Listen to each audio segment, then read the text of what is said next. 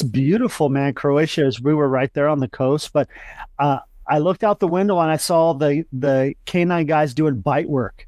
And I was like, that's pretty cool, man. And once I saw that, I interviewed the handlers and I was like, how do you get to do this? Like, what is this all about? And from there, I had my mindset, like, I want to be a dog handler. And then that's what I did in 2002, went to canine school and been doing that ever since, man, since I was 21 years old. That's all I've ever done. How long were you in the service? I did 6 years.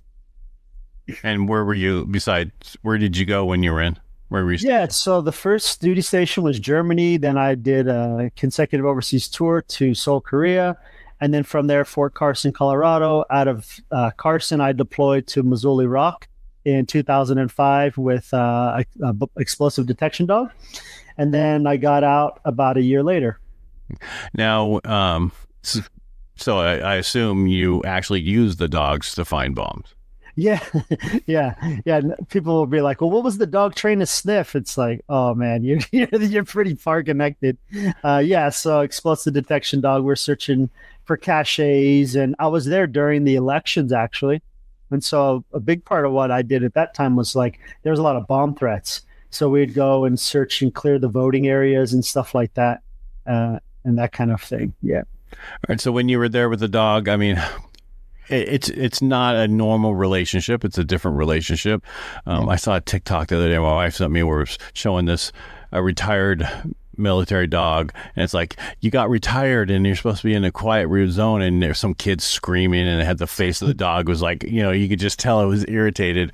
But the fact that dogs are, I have American Bully who is Nice. the nicest dog in the world. We found out he was like hard of hearing. We thought he was just stubborn as hell, but he's hard of hearing. So, and there we had a Rottweiler that, she was a Rottweiler and something else, and she passed away, but she was somewhat mean to him as an alpha dog female, but he knew to run when she ran to go for food or whatever else, you know what I mean? He knew. And then when she passed away for 3 months, he was whining and everything else, going through the whole problem. Yeah. And then we found out he was really hard of hearing. I mean, you have to be super loud for him to hear.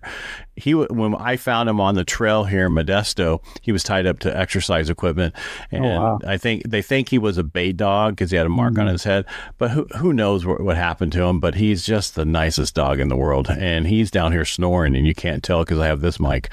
And then we have another one that we just picked up. That way he has that connector. Companion. And she is so much nicer, and she's 15% boxer, and the rest of it is American Bully and everything else boxer.